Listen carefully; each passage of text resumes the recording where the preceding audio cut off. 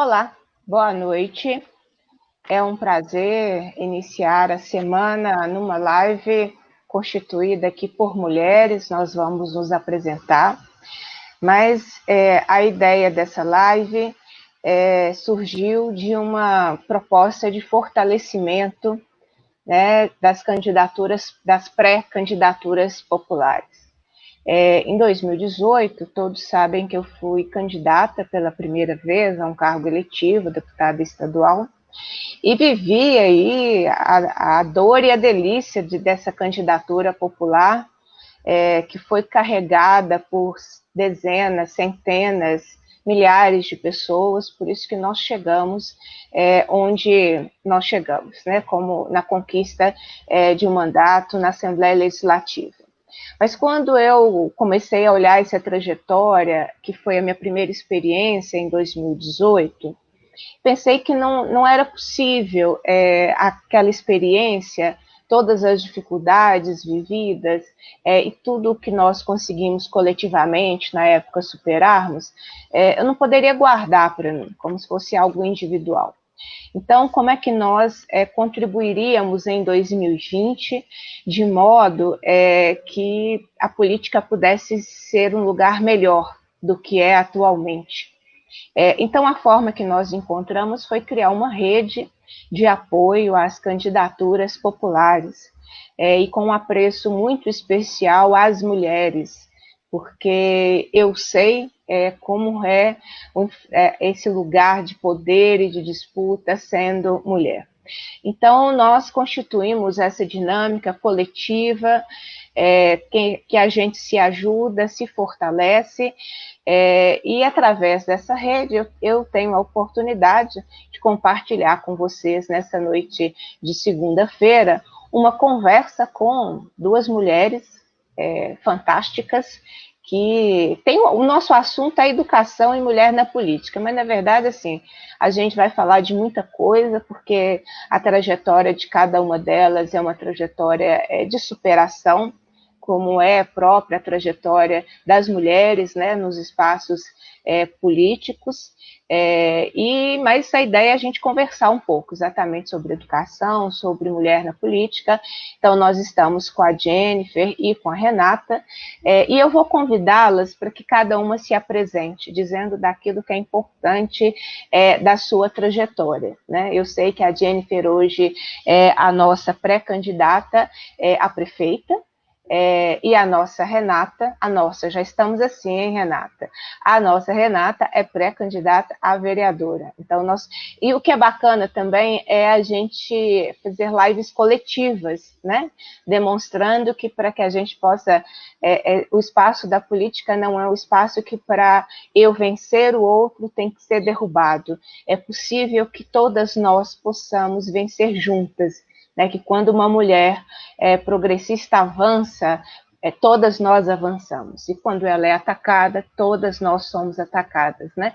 Comentávamos aqui antes do início, né, iniciamos uma semana, depois de uma semana dura, né, desde das violências praticadas pelo poder do Estado em Campo do Meio, contra crianças, mulheres, idosos, contra pessoas que produzem na terra, né? Aí do lado de Timóteo, nós choramos a morte de uma professora que foi obrigada a quebrar o isolamento social convocada pelo prefeito ao trabalho, né? E também toda essa mobilização dos falsos cristãos que não se preocuparam com o estuprador, mas se preocuparam em fazer a criminalização da criança e dos profissionais da saúde que o atenderam. Mas a forma da gente combater a política da morte é fazendo a política da vida, né? E eu acho que essa é a nossa tarefa, que é cada vez mais necessária. Então eu passo para você, Jennifer, para você se apresentar, dizer um pouquinho da sua trajetória, como é que você chegou até aqui, né, como pré-candidata a prefeita, conta um pouquinho para a gente da sua trajetória. Então, eu sou Jennifer Graciele, minha formação é como pedagoga, Hoje eu sou psicopedagoga, servidora pública, faço parte da direção do meu sindicato, né, que é o Sindicato de Servidores Públicos Municipais de Timóteo, e eu iniciei a minha trajetória através do sindicato, onde a gente tentava garantir direitos para as mulheres, para homens, direitos igualitários, o serviço público, onde o nosso trabalho é muito precário, muitas das vezes é muito precário, e aí eu resolvi disponibilizar o meu nome para poder seguir essa luta, dar continuidade nessa luta, porém dentro do executivo.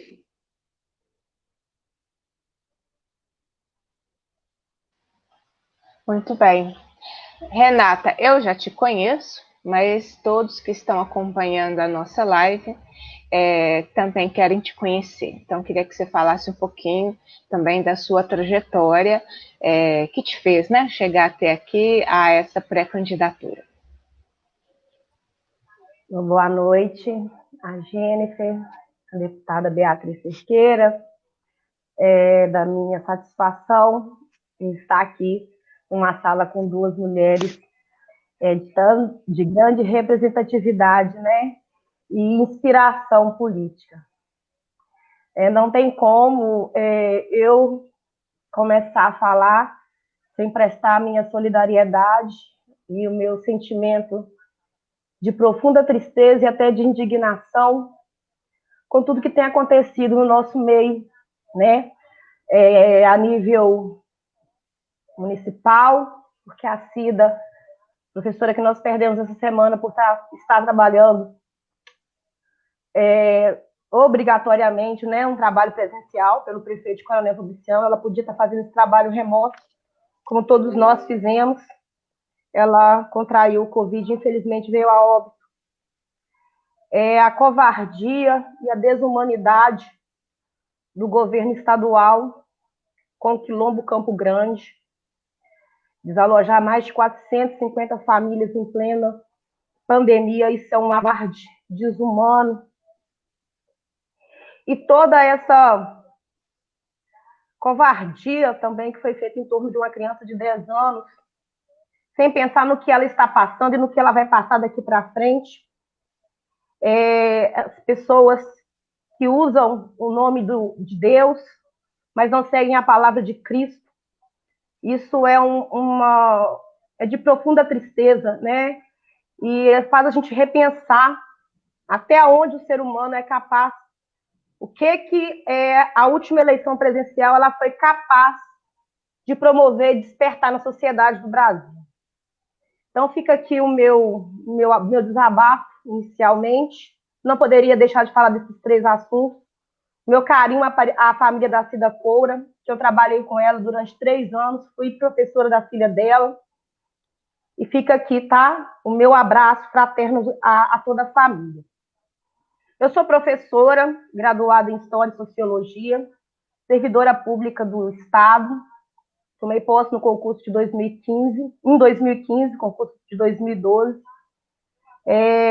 Faço parte do sindicato, tá? Do Sindiúte. Sou afastada tanto da minha profissão, né, professora, como de direção do sindicato, do Sindiúte. E a minha luta, acho que ela começou desde quando eu nasci, né? Eu falo que hoje é um dia muito especial, hoje é aniversário aniversário do meu pai, ele completaria 71 anos se ele estivesse vivo. E eu tive em casa um homem feminista. O meu pai me educou para eu estar onde eu estou hoje. No decorrer da nossa vida, a gente vai entendendo certas coisas. Quando meu pai brigava comigo que eu tinha que estudar, que primeiro eu tinha que ter uma independência, para depois eu pensar no que eu ia fazer da minha vida, casar, namorar, enquanto todas as minhas amigas estavam procurando namorar, eu fui instruída a estudar. E eu tive uma mãe também, eu tenho uma mãe, uma mulher muito forte, que me criou para ser livre, para eu ter representatividade em qualquer lugar que eu estivesse. Então, eu comecei militante no Partido dos Trabalhadores aos 15 anos de idade, por um professor também, que de história, eu acho que a minha paixão pela história e pela a militância política começou através dele. Um beijo, Roberto Paiva, para você, tá? Meu mestre. E eu não parei mais. A identificação com a luta e com a ideologia do meu partido, ela só foi se intensificando. E nos dias atuais, nunca se fez tão necessário romper essas barreiras, desses preconceitos, e como você mesmo diz, Bia, transformar esse amor, né, esse ódio todo em amor. Nós precisamos voltar a ter compaixão e amor ao próximo. É isso.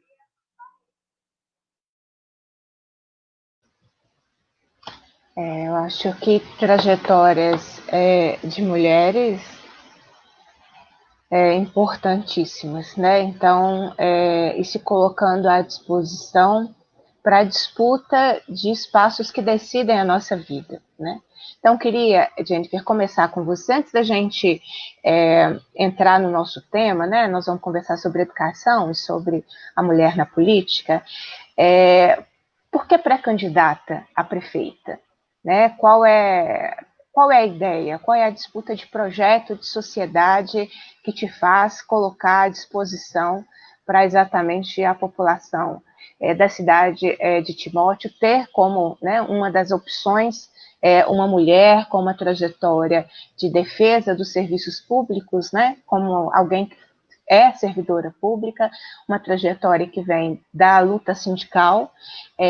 Então, qual é a sua motivação, né, para se colocar à disposição nesse momento de pré-campanha para esse espaço, que é um espaço que é tão pouco ocupado por mulheres e muito menos, né, por mulheres com a trajetória como a nossa, né, que estamos nessa live.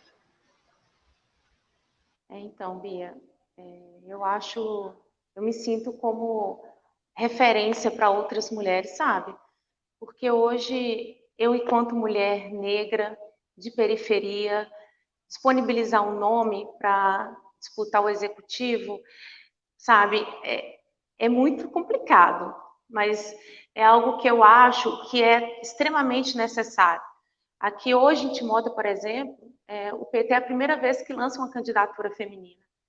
E a gente veio com essa diferença, né? Que é negra, de periferia. E o que nós queremos hoje? Uma participação popular. Nós queremos a voz do povo atuando no nosso mandato. Nós acreditamos que um trabalho, para ser bem feito, a população tem que ter a voz, a população tem que participar, né? Seja através de fóruns, seja através da deliberação ai, gente, como é que fala? Da participação mesmo da gestão pública. E hoje a gente pauta muito isso, que a população venha discutir, inclusive na construção do nosso projeto, a gente coloca muito que a população venha dialogar com a gente, porque a construção do trabalho não é só algo meu. Eu não posso construir um projeto que é com base do que eu penso, mas com a necessidade da população. Então, a gente pauta muito isso em construções de grupos, para a gente dialogar com a sociedade e trazer para a gente as necessidades para a gente construir um projeto em torno das necessidades da nossa população. Muito bem. Renata, para que Câmara Municipal? Por que essa disponibilidade, né, de disputar? Fazer o que lá? Para quê? Que importância vai ter uma professora numa Câmara Municipal? Você viu, eu como mediadora faço perguntas diretas, né? Qual é a diferença de uma professora numa Câmara Municipal? A diferença vamos fazer a voz, né, dessa profissão que quase nunca é ouvida, e quase sempre as conquistas são em meio a muita luta, fazer essa voz ser ouvida, principalmente na minha cidade, onde a educação tem sido deixada de lado, principalmente a valorização dos professores. Na verdade, isso é um problema nacional, mas um pouquinho pior aqui em Timóteo, né? A gente tem um dos salários mais baixos de toda Minas Gerais. E fiscalizar, né? Buscar projetos de participação mesmo da carreira, né? Dos profissionais e de toda uma comunidade escolar. Nós fazemos parte de uma região metropolitana, uma região de renome, né, de história em Minas Gerais, uma região metalúrgica que sobrevive, sim, pela principal empresa, mas que precisa dessa valorização. A educação ela precisa ser olhada com mais carinho. Nós precisamos de pessoas que representem a educação de verdade, que esteja realmente preocupado com a qualidade de ensino, né? Na transformação desses nossos alunos, essa transformação em cidadãos, né, pensantes, cidadãos que possam ser inseridos na sociedade e buscar o seu lugar de direito, né? E nós só vamos conseguir isso através de uma educação de qualidade e inclusiva. E essa educação ela tem que ser feita por quem gosta da educação, por quem está na educação e por quem quer realmente que essa educação aconteça. Sabe, uma das questões que eu acho assim mais difíceis, Renata, eu antes de candidatar a deputada estadual fui dirigente sindical, né? No caso do Sindiúte, e eu era uma das responsáveis por fazer a relação política na Assembleia Legislativa. Eu passei 10 anos explicando o piso salarial. Eu passei 10 anos explicando como era difícil uma sala de aula superlotada. Passei 10 anos explicando o que é o nosso cotidiano. Então, o tempo inteiro, a gente precisa explicar o que é o nosso lugar. Então, essa questão que você coloca, não que na Assembleia não tivesse pessoas que entendessem o nosso lugar, né? Nós tínhamos professores que faziam a nossa defesa, mas eu estou dizendo do seu conjunto. Então, essa questão que você traz, eu acho que é a fundamental num processo eleitoral, representatividade. Cada grupo social tem o direito de ter a sua representação. E o problema, quando nós não disputamos essa representação, a gente ajuda, e essa é uma característica da nossa categoria, a gente ajuda a eleger a representação do outro. Então, a gente ajuda a eleger a representação da igreja, a gente ajuda a eleger a representação da segurança pública, tem muitos, né, policiais, delegados que se tornaram vereadores e vereadoras, a gente ajuda a eleger a representação de grupos econômicos, né, e que depois vão retornar para o seu grupo econômico, não para a gente se dispersa nessa votação, porque não somos só nós, né?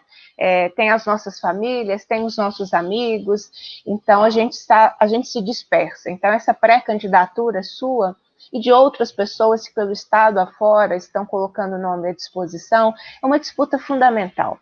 Se nós tivéssemos 853 câmaras municipais engajadas na luta do Fundeb, né? Se nós tivéssemos 853 câmaras municipais engajadas no debate contra a reforma da Previdência, se nós tivéssemos 853 câmaras municipais que, em articulação, pudessem debater a educação nesse momento da pandemia, não é? E como lidar, né, com tanto o direito da criança, do adolescente, quanto a preservação da vida dessas mesmas crianças, quanto dos profissionais em educação. Então, assim, a política ela é um lugar de representatividade. Então, o que você traz é dessa disponibilidade, né, de se apresentar para disputar essa representatividade, ela é fundamental. Passou da hora de ter bancadas da educação ou bancadas do livro, conforme o pessoal tem batizado popularmente por aí, mas esse processo é fundamental. Se nós não aprendermos isso, nós vamos continuar fazendo lutas fundamentais como a Jennifer, que vem de um sindicato de servidores, como você, que vem também do Sindiúti local, ambas afastadas, né, nesse momento, por conta da pré-candidatura, porque a legislação exige o afastamento maior, né, de quem é dirigente sindical, então vocês já estão afastadas, mas se nós não tivermos quem faça essa luta dentro do parlamento, nós vamos continuar fazendo lutas fantásticas fora.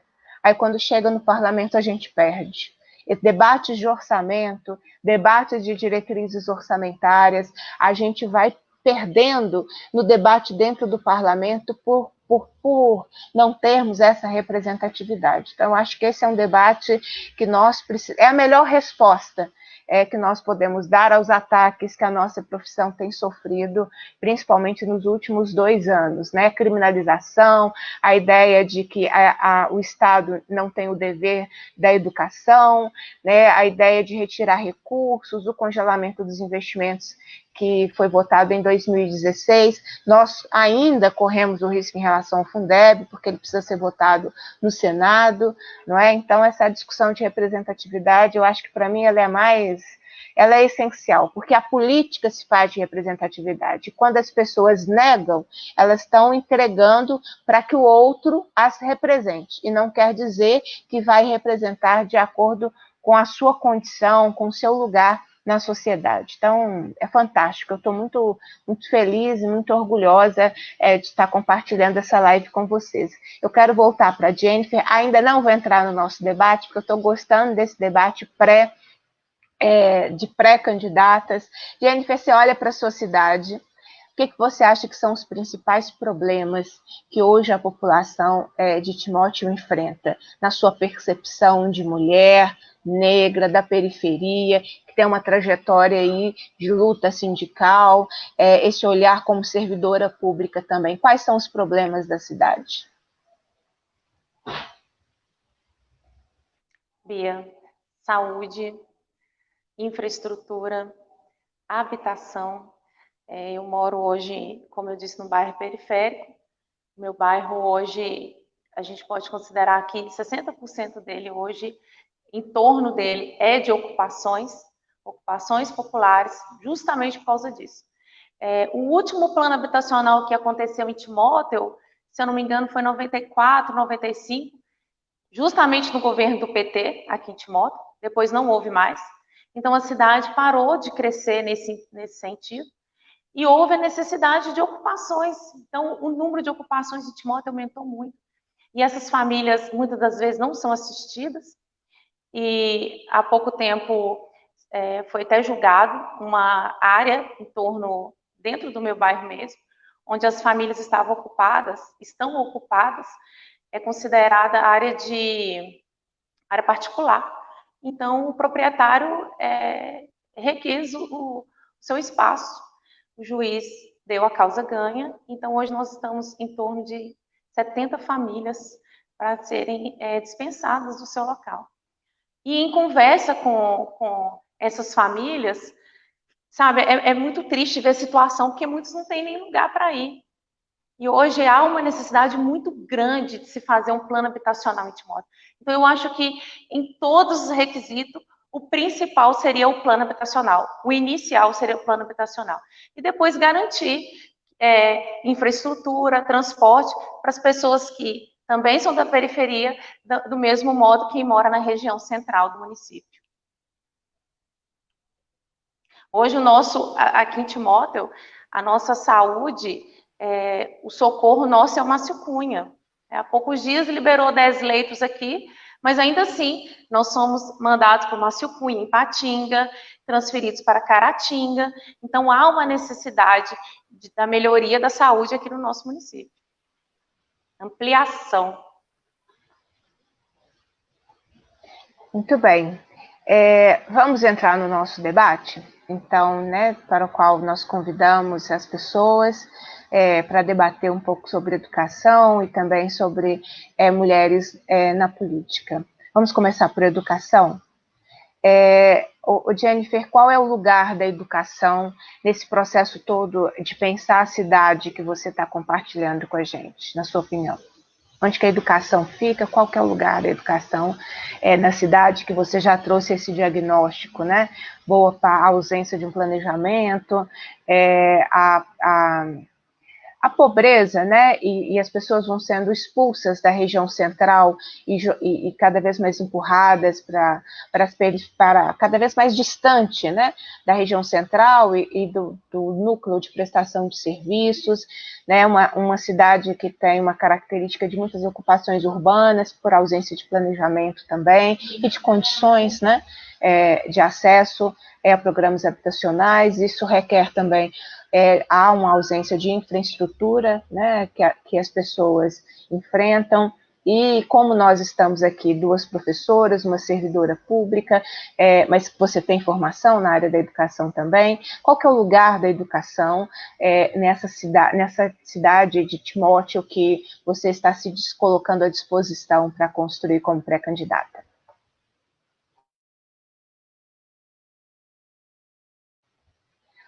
Você está sem som.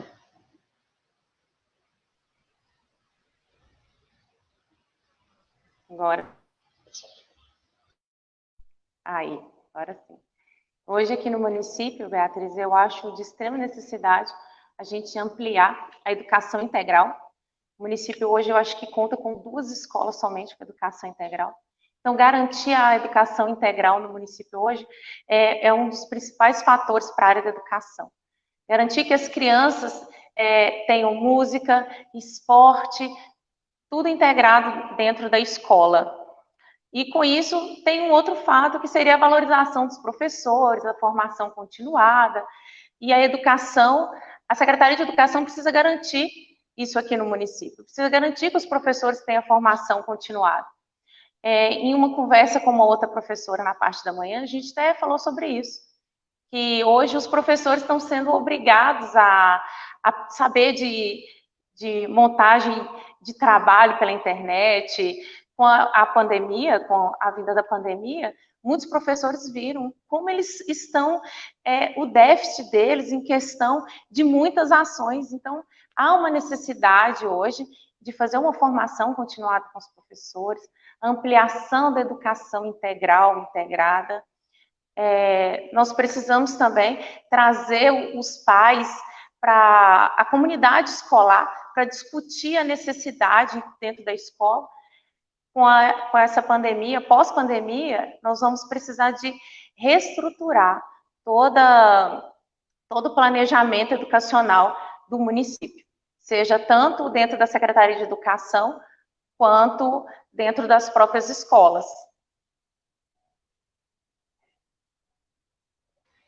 Eu já tive a oportunidade, a gente já fez um debate, e foi um dos debates com maior audiência na nossa página, a Renata estava, foi um debate regional, né? Foi um debate Vale do Aço, aquele dia, e foi um dos de maior audiência, de participação, muitos comentários.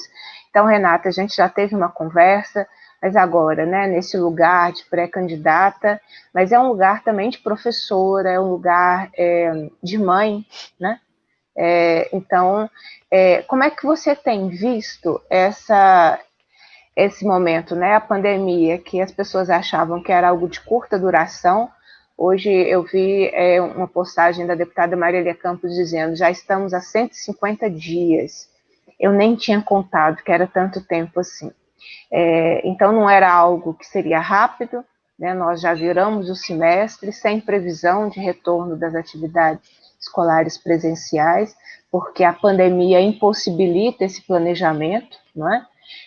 Então, qual é a avaliação que você faz enquanto desse seu lugar de professora e de mãe, do que tem sido a educação nesse momento de pandemia e o que ela poderia ter sido? Porque eu acho que uma questão é a realidade, foi muito que a gente conversou na outra live, mas além da realidade, na sua percepção, o que ela poderia ter sido e não foi, porque os gestores não tiveram a sensibilidade, não entenderam o papel da educação nesse momento. Então, são 2 pontos, né? Qual é o diagnóstico que você faz e o que poderia ter sido nesse período todo. Bom, a educação vai ser uma bandeira que eu vou carregar sempre, independente de qual posicionamento e em qual lugar eu estarei. Eu não deixarei de ser professora, eu acho que nem mais um dia da minha vida. Na verdade, acho que eu nunca deixei de ser, desde quando eu me entendi por gente. Minha mãe sempre fala que, desde pequena, eu falava que eu ia ser professora. Então, eu acho que é a minha missão aqui é essa. E foi mesmo uma live incrível.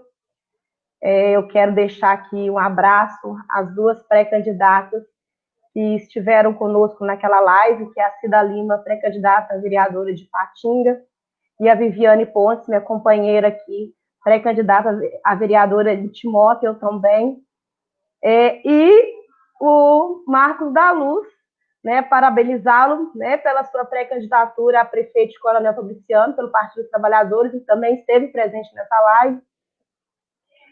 E foi uma experiência que nós tivemos que fazer, de viver, de vivenciar, e que trouxe muito pouco, ou quase nada, de avanço no termo educacional. Né? Foram diversas formas que nós usamos, até nos reinventamos, e infelizmente sem o sucesso esperado, porque o alcance ele não foi real.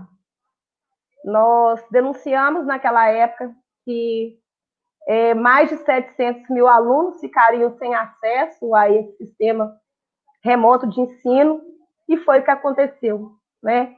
E olha que eu trabalho que eu estou afastada devido ao processo eleitoral, mas eu trabalho em uma escola que a diretora com a qual eu tenho, né, minha chefe imediata, ela fez o que foi possível. Eu acho que ela fez, eu tenho certeza que ela fez o que foi possível e até o que foi impossível para mover toda a comunidade escolar, todos os profissionais envolvidos na escola, eu posso falar pela minha escola, e o sucesso ele não foi o esperado. A gente vê um desânimo muito grande dos alunos nesse teletrabalho, porque o presencial ele é fundamental.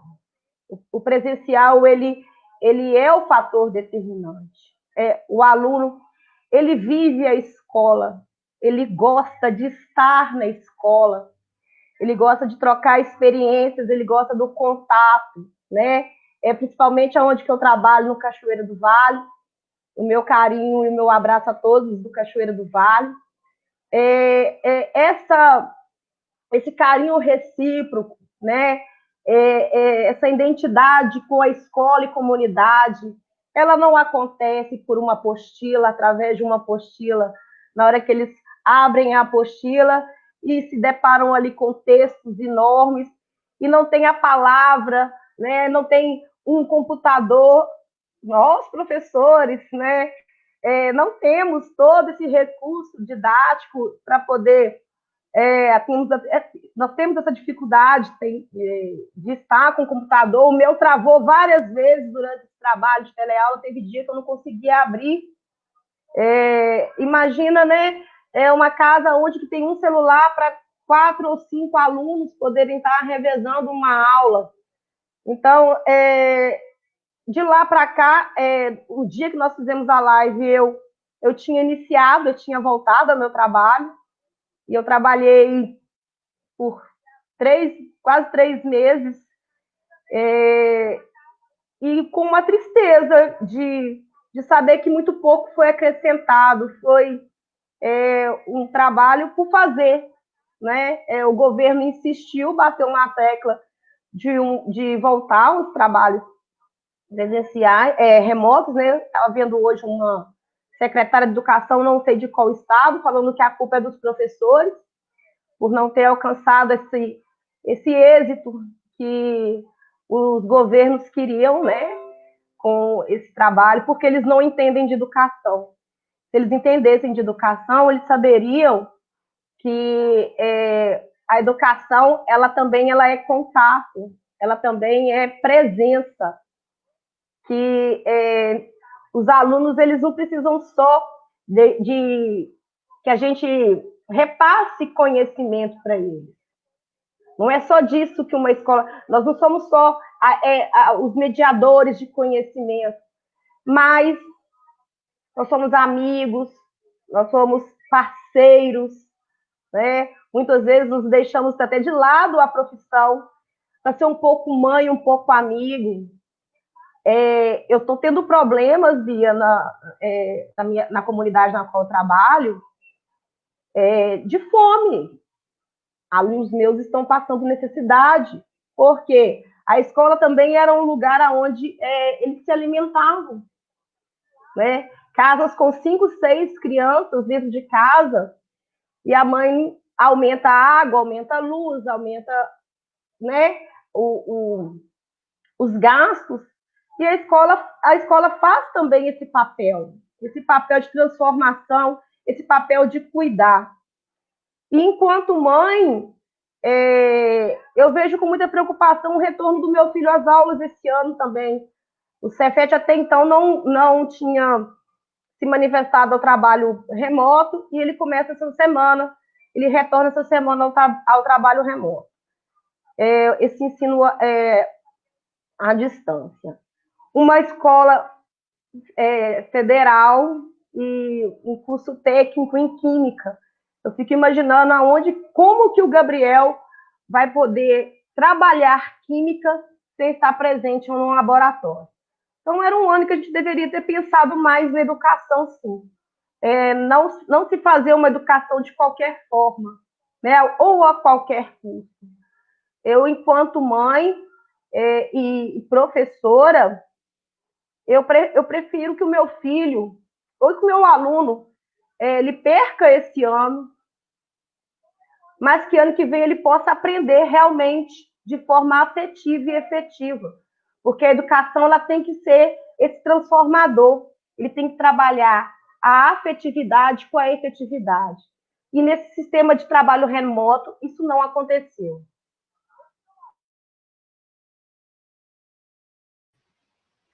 Renata, nós vamos precisar fazer um balanço muito sério, muito pé no chão, exatamente desse processo todo, né? Porque o governo vai tentar dizer que deu tudo certo, que onde não deu certo a culpa é nossa, né? A culpa é sempre nossa, mas que deu tudo certo. Foi algo inédito, né? E nós vamos precisar, por responsabilidade, junto às comunidades escolares, fazer um balanço desse processo, para a gente não ficar com uma falsa ideia de que educação à distância faz um processo de aprendizagem, né? Educação não presencial, o ensino remoto, seja lá o nome que esse pessoal dá ao que foi feito, mas é preciso fazer um balanço em respeito às comunidades, aos pais, às famílias, em respeito à nossa profissão, né? É preciso que a gente faça esse processo de balanço mesmo agora, de como foi esse primeiro semestre, e discuta, né, um pouco qual é o papel da educação. Para a gente fazer uma última rodada, que eu acho que está muito bacana, as pessoas estão tendo a oportunidade de conhecer vocês, tanto é que a interação na página está muito boa, muitos comentários. Eu queria um pouco dizer desse nosso lugar, né, que é o lugar de mulheres que estão na política, né, e que se colocam para uma disputa eleitoral, que ela é constituída majoritariamente por homens brancos, ricos, né? Então, essa é a característica da elite brasileira e, portanto, uma característica da política no nosso país. Então, como é esse lugar, né, das mulheres nesse espaço da política? Eu queria que cada uma contasse um pouco das suas experiências, porque vocês chegaram até aqui com trajetórias também em lugares que também têm esses conflitos, né, que também têm essa dificuldade do reconhecimento do espaço da mulher, né? Os espaços, eles são espaços masculinos, eles não são espaços pensados para mulheres e homens, são espaços pensados para homens, e nós temos que nos adaptar, né, a esses espaços. Eu queria, então, um pouco que vocês falassem um pouco desse lugar e da importância da disputa dessa representatividade, né? A Renata trazia um pouco antes esse debate de representatividade, e agora eu quero debater esse lugar da representatividade das mulheres, né? Na Assembleia Legislativa, que hoje é o meu lugar de trabalho, o espaço, né, que eu ocupo, de 77 parlamentares, nós somos 10 mulheres, né?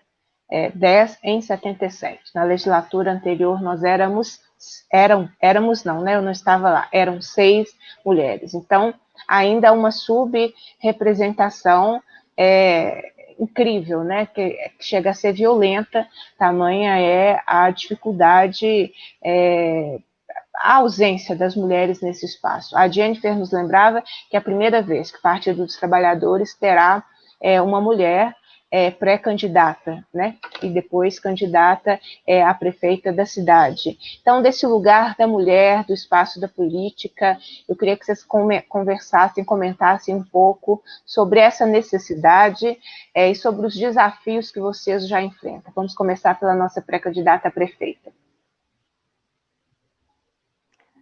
Bia, é importante enfatizar que o lugar onde nós estamos é o lugar que nós escolhemos estar, né? Não é um lugar que é imposto para a gente. Até porque há uma cultura de achar que lugar de mulher é pensando em vitrines, pensando no corpo, ou até mesmo em questão da doméstica, do lar. E é importante enfatizar que se nós, enquanto mulheres, não ocuparmos esse espaço que também é nosso, nós vamos ser dominados.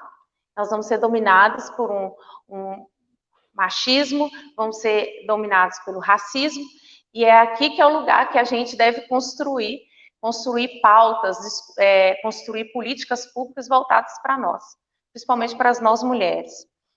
É importante lembrar que eu, por exemplo, eu tenho dupla jornada, eu tenho tripla jornada, eu sou mãe, eu sou esposa, eu sou filha, eu sou irmã, e eu deixo todo esse trabalho em casa, venho para aqui construir propostas, construir pautas, e eu chego em casa e ainda tenho um trabalho dobrado, porque eu sou mãe e, inclusive, também professora, porque meu filho tem trabalho, está em estudo remoto, eu chego em casa e ainda tenho que dar suporte, tirar dúvidas, né, esclarecer algumas coisas com ele que, às vezes, ele não deu conta de fazer com o professor em 50 minutos numa aula vídeo.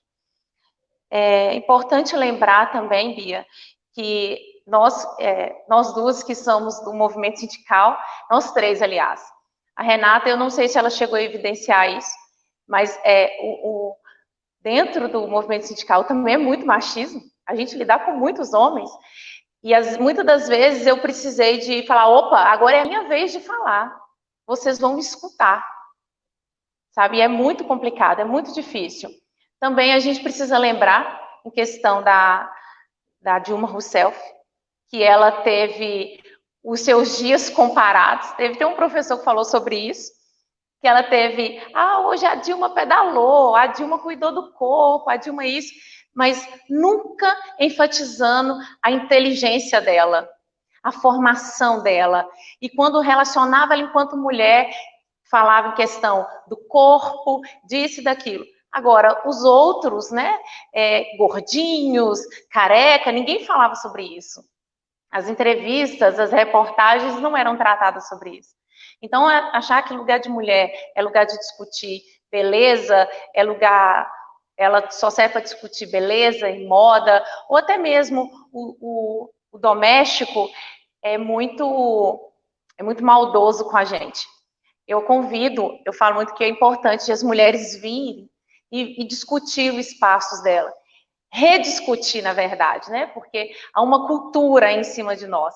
E é importante a gente quebrar essa cultura que está em cima da gente. Mostrar que esses espaços, seja no executivo, seja no legislativo, é nosso também.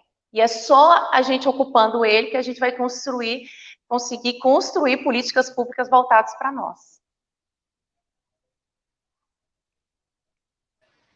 Eu te escutando, Jennifer, eu lembrava de uma entrevista que vou confessar, né, nos meus horários de folga, eu gosto daqueles filmes que vocês não acreditariam, mas eu sou fã dos Vingadores. E numa das entrevistas tem uma atriz, eu nunca me lembro o nome da atriz, mas eles estavam, acho que, sei lá, promovendo o filme, né? Eles vão em grupo dar a entrevista,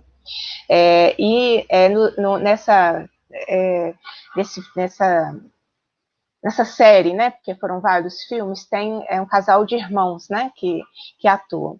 E aí, para ela, foi perguntada como é que ela faz, se na roupa dela, se a roupa que ela vestia sem calcinha. E aí ela discutiu isso, falou assim, olha, é essa pergunta que você tem para mim? De todo o meu trabalho, que eu trabalho tanto quanto eles, é essa a pergunta? É do que eu visto, do que eu não visto? Aí no final ela disse, vou deixar para sua imaginação, né, o que você quiser pensar. E depois outras entrevistas com artistas, com cantoras, eu me lembro que uma questionou um jornalista, quando o jornalista perguntava se ela estava solteira. Aí porque são perguntas que não são feitas para homens, né? Eu penso no mundo artístico, mas é porque cabe em todos os lugares. E ela perguntava, mas é essa pergunta que você tem para mim? Eu que sou uma estrela do rock, eu que faço isso, eu que tenho esse trabalho, você está preocupada com quem eu saio? Então, assim, é exatamente o que você descreveu, né, de como a abordagem é feita com as mulheres que estão em espaço de evidência, no caso eu coloquei aqui, né, no meio artístico, mas na política, né, e abordagens que são completamente diferentes, né, em relação aos homens, como se nós não tivéssemos competência para estar no lugar que nós estamos, né. Eu vivi muitas cenas, muitas situações no movimento sindical, você lembrou de forma perfeita mesmo, né, e principalmente quando você via nos olhos da pessoa a dúvida se aquela mulher que estava na frente deles era capaz de falar sobre aquele assunto, se era capaz de discutir conjuntura, né? Porque a gente vive discutindo conjuntura no nosso meio, né? E uma descrença mesmo, né? Em relação à nossa competência de estar fazendo aquele debate. Eu vivi situações muito hoje que eu olho assim, né? Mas situações que são de violência cotidiana, a verdade é essa, que são de violência cotidiana, né? Não são lugares que respeitam as relações familiares, porque é isso que você disse, né? Você que coordena todo o núcleo, né? Inclusive agora o núcleo da educação, porque você também assume esse lugar diante do Estado, né? Que negligencia quando faz esse ensino remoto nas condições que ele faz, e você assume, inclusive, esse núcleo, e você administra todo esse núcleo, e a experiência que eu sempre tive, Jennifer, a gente trabalha mais, a gente trabalha muito mais, porque inclusive a forma da gente se estabelecer, porque a gente trabalha mais para, não sei se eu estou me fazendo entender, mas a gente trabalha mais para demonstrar permanentemente a nossa competência, porque a nossa competência é permanentemente questionada, a nossa competência é permanentemente posta em dúvida, a nossa competência é sempre colocada assim, né?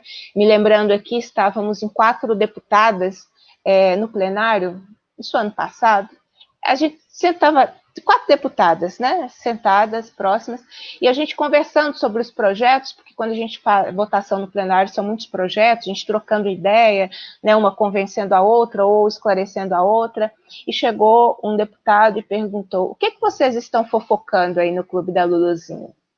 Isso foi dentro do plenário, né? Então, é o estereótipo, né, que eles tem, que alguns têm, é que permanecem e que acham exatamente isso, que nós estávamos ali trocando ideias no âmbito, mesmo que fosse, né? Eu acho que da mesma forma ele não tinha o direito de questionar, porque ele jamais chegaria num grupo de 4 homens e faria essa mesma pergunta, né? Mas é isso mesmo, o desenho que você fez desse enfrentamento é exatamente esse. E aí, Renato, o que você tem a nos dizer desse lugar nosso, enquanto mulheres, fazendo essa disputa na política, esse espaço também de representação por mais mulheres na política?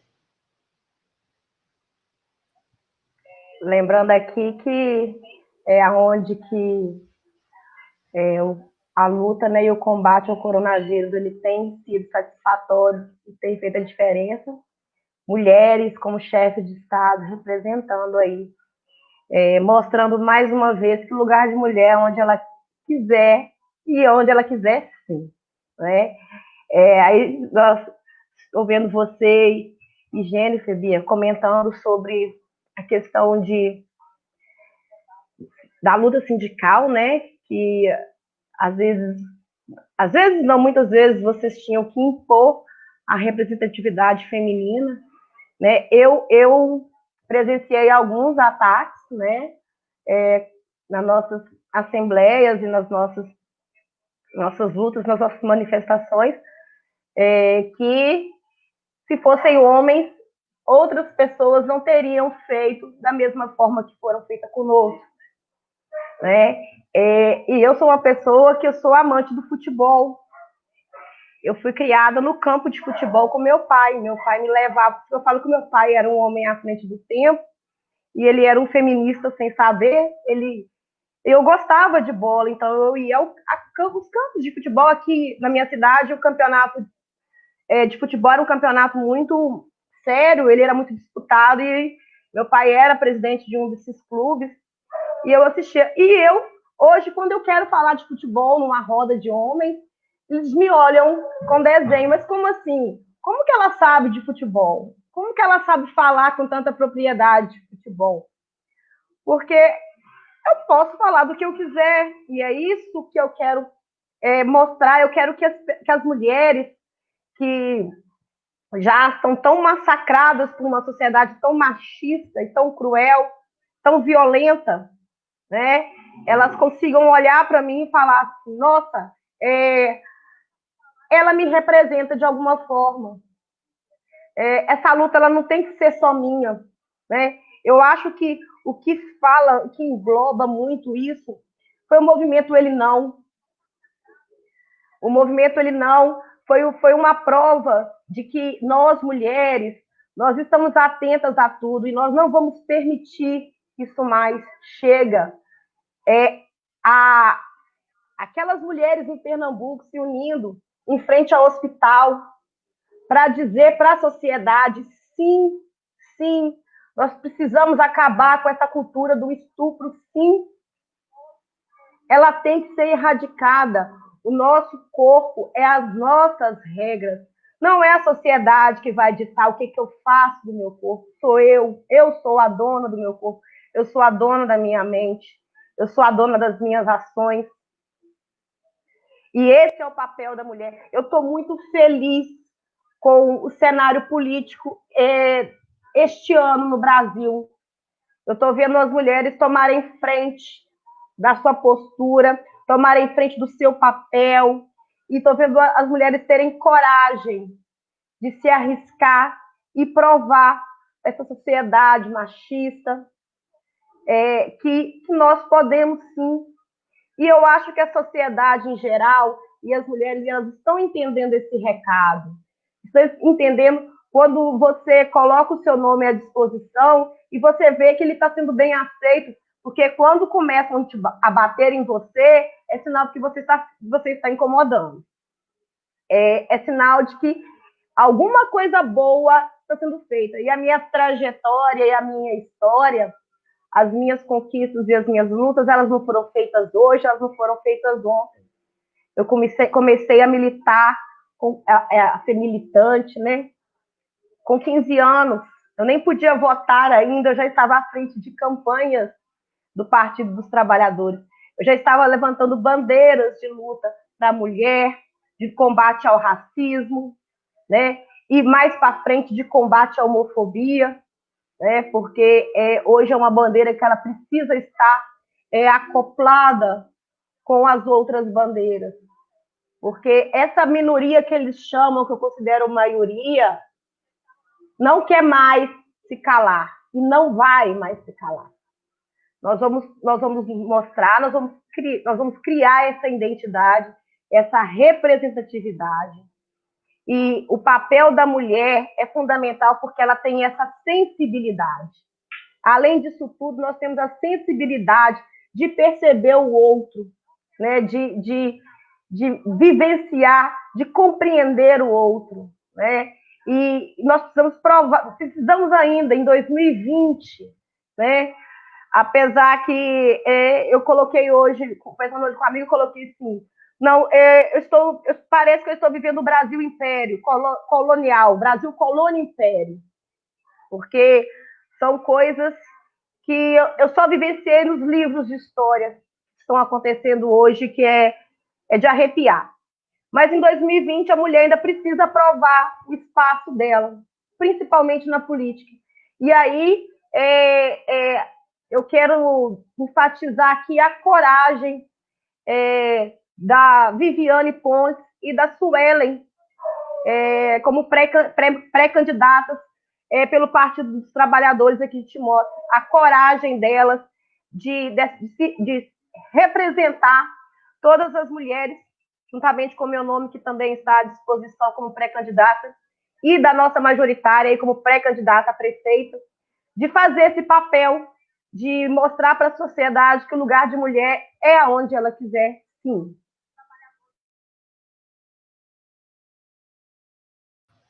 Muito bem. Muito obrigada, Renata.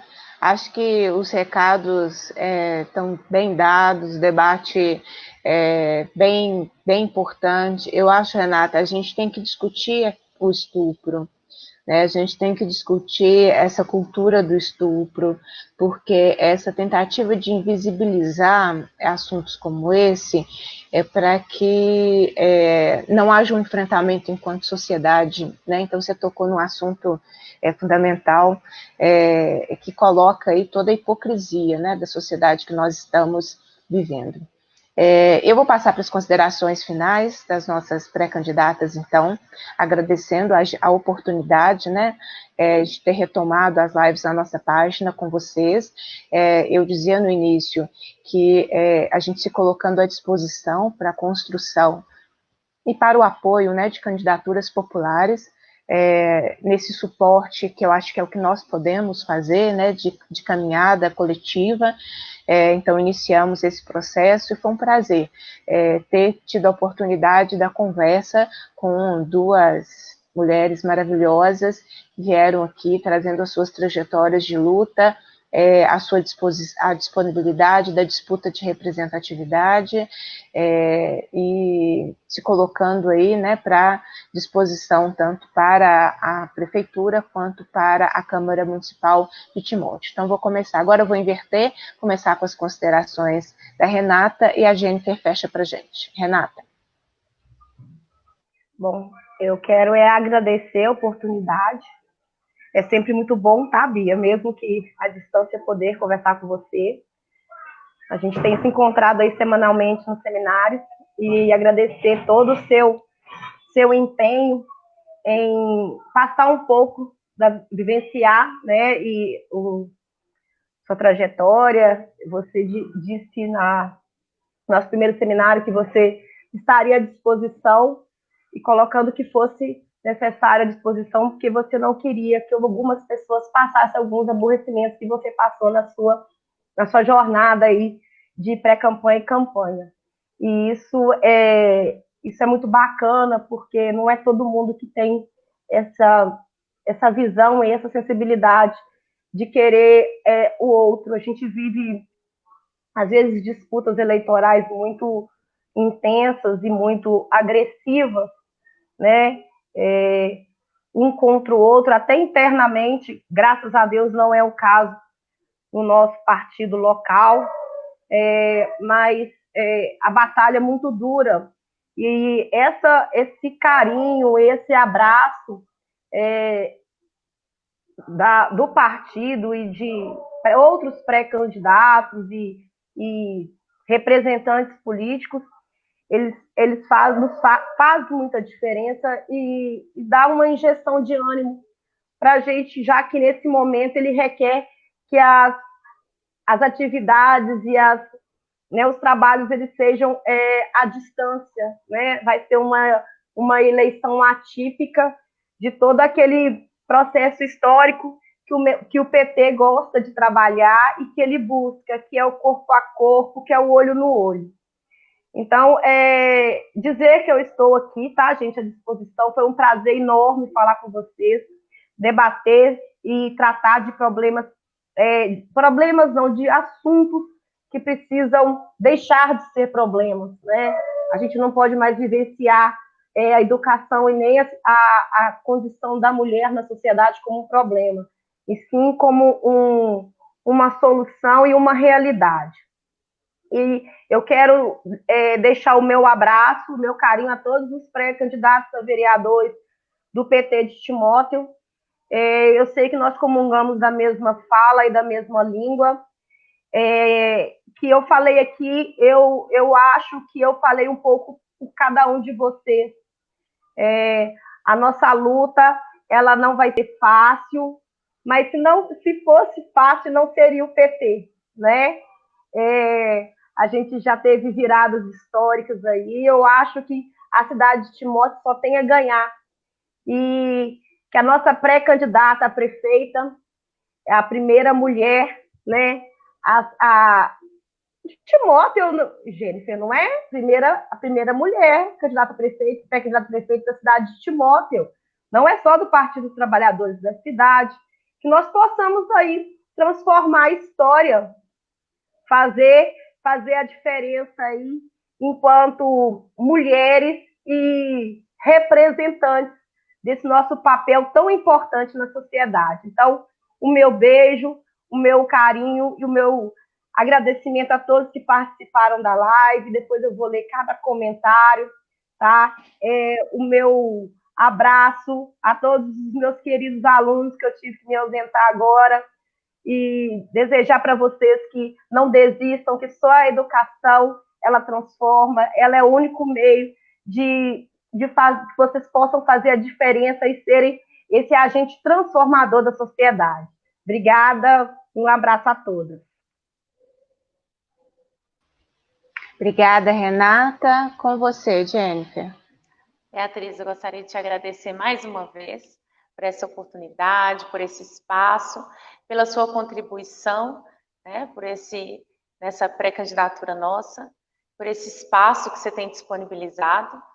E já falo isso com as meninas, eu já falei isso com a Renata, com a Viviane, com a Suelen, elas já me representam, já me representam enquanto pré-candidatas, já me representam futuramente no Legislativo, e assim, elas estão largando o espaço onde é considerado o espaço que é para elas estarem, para vir nos representando, né, para vir construir o que é necessário, construir políticas públicas para a gente, para nós mulheres.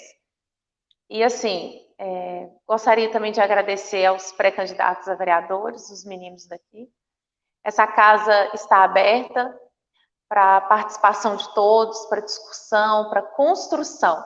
Como eu disse, a gente quer um mandato com a participação popular. E como esse projeto de cidade já está sendo construído, a gente quer que a população venha aqui e construa junto com a gente. Venha aqui e agrega, venha aqui e discute e paute as necessidades que o município tem. E, Beatriz, mais uma vez, muito obrigada. Renata, muito obrigada também. Mais uma vez, você já me representa. Negra, mulher, de luta. Acho que é isso, né? Eu acho que as pessoas querem processos cada vez mais coletivos. Eu diria para vocês também, as pessoas querem se sentir parte daquilo que elas não se sentem parte. que não têm esse sentimento de pertencimento, elas não caminham elas não caminharão juntas conosco. Então, a política faz sentido quando a gente consegue construir processos coletivos, né? E processos que as pessoas se veem neles. Eu acho que essa é a nossa tarefa. Acho que também é a tarefa fazer um reencantamento. As pessoas estão desencantadas porque está tudo muito difícil. A sobrevivência, a Renata disse, né, dos seus alunos passando fome, das pessoas que procuram emprego e não acham, do dinheiro que não dá para pagar tudo o que precisa. E as pessoas precisam ser chamadas a essa caminhada coletiva, porque a gente transforma o mundo coletivamente. Então, agradeço a oportunidade, eu quero agradecer muita participação, que nós tivemos aqui na página, estou impressionada, agradeço a quem nos acompanhou, lembrando que esse é um esforço nosso de contribuição para o fortalecimento das candidaturas populares, candidaturas que vêm desses lugares, como as meninas vieram, né, da periferia, da educação, mulheres negras que estão fazendo aí uma construção com muitas dificuldades, porque hoje nós não falamos dessas dificuldades, mas não são processos fáceis. E foi exatamente vendo tudo aquilo que eu enfrentei em 2018 que eu achei que era a minha tarefa fazer processos mais coletivos. Então, é a nossa forma de contribuir em processos coletivos. Então, por mais mulheres na política, por mais professoras nas câmaras municipais, por mais pessoas que acreditem na política para o bem comum. Então, um forte abraço, gratidão por essa possibilidade de diálogo, gratidão a todos que estiveram conosco, e vamos dedicando um pouquinho de cada dia para essa construção de uma outra forma de fazer política, essa forma da política em defesa da vida, e não uma política da morte, que é o que nós temos enfrentado. Então, abraço a todas e todos, e sigamos, né? Além desse nosso fortalecimento, quero prestar contas a quem nos acompanha, que eu sigo normalmente com o trabalho parlamentar. Nesse caso, tem como uma das prioridades a luta contra a reforma da Previdência. Então, a gente segue fazendo trabalho parlamentar e soma ao nosso trabalho esse fortalecimento das pré-candidaturas populares, com essa tarefa de transformar e de ocupar esses lugares que decidem a nossa vida. Então, a gente tem que ocupar por quem sabe do que é a nossa vida. Então, Renata, Jennifer, boa caminhada nessa pré-campanha, depois na campanha, e sucesso em toda essa trajetória que vocês já estão construindo de forma muito coletiva. E um abraço a todos que nos acompanharam de casa e até o próximo debate. Tchau. Tchau.